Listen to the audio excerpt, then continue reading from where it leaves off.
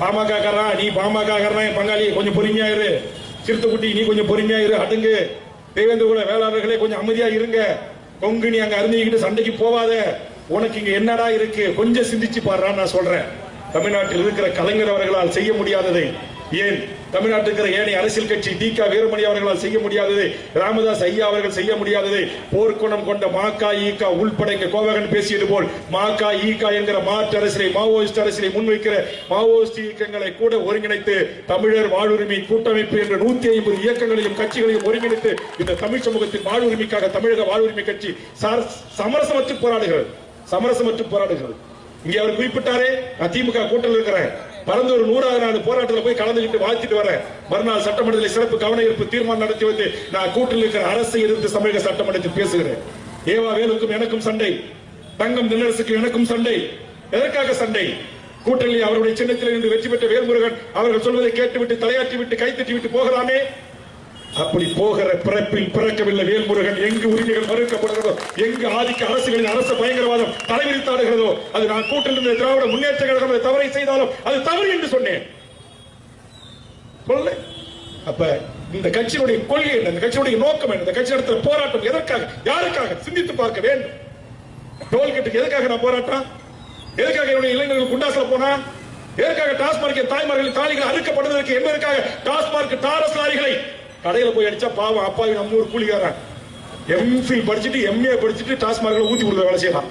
அங்க போய் அடிச்சு உடைக்கும் போது பாட்டில் உடைஞ்சு அவன் கண்ணில் போடும் கையில போடும் அவனுக்கு வரக்கூடாதுன்னு சொல்லி டாஸ்மார்க் குடோன்களுக்கு செல்கின்ற டாஸ்மார்க்கு மொத்தமா ஏத்திக்கிட்டு போன எத்தனாயிரம் 30 லட்சம் பாட்டில்களை ஏற்றி சென்ற டாரஸ் லாரியை நடுநோட்டில் நிறுத்தி இழுத்து போட்டு கொளுத்தி 6 தமிழக வாழ்வுரிமை கட்சி தொண்டர்கள் குண்டா தடுப்பு சட்டத்தை சந்தித்த கட்சி தமிழக வாழ்வுரிமை கட்சி.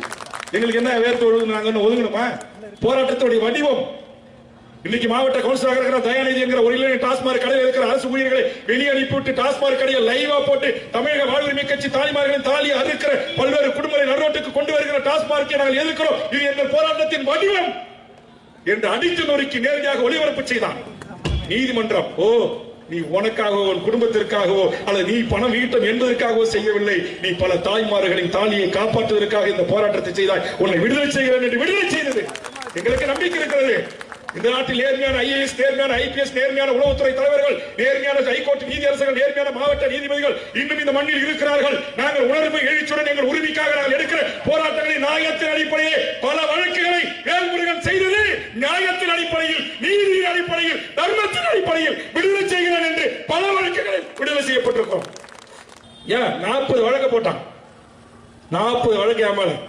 எந்த வழக்கும் பணம் சம்பாதித்ததற்காக அல்ல, சாதி சண்டை வழக்குகள் அல்ல, மீத்தேனுக்காக, ஈத்தேனுக்காக, ஓஎன்சிக்காக, நெய்வேலிக்காக, ஸ்டெர்லைட்டுக்காக, கூடங்குளத்திற்காக, தாமிரபரணி ஆற்றை பாதுகாக்க வேண்டும் என்பதற்காக கங்கை கொண்டான் காவல்துறை தடியடிக்கு முகம் கொடுத்து ரத்தம் சிந்தி வழக்குகளை சந்தித்தோம். எதற்காக? எந்த வழக்கும் எந்த போராட்டம் எங்கள் சுயநலத்திற்காக அல்ல. இங்கே அமர்ந்து கொண்டிருக்கிற, இங்கே நின்று கொண்டிருக்கிற என் கட்சியினுடைய முன்னோடி தலைவர்களுடைய குடும்பங்கள் வாழ வேண்டும் என்பதற்காக அல்ல, தமிழ் சமூகத்தின் குடும்பங்கள் வாழ வேண்டும் என்பதற்காக, சாதி மதங்களை கடந்து என் தமிழர் குடும்பங்கள் வாழ வேண்டும்.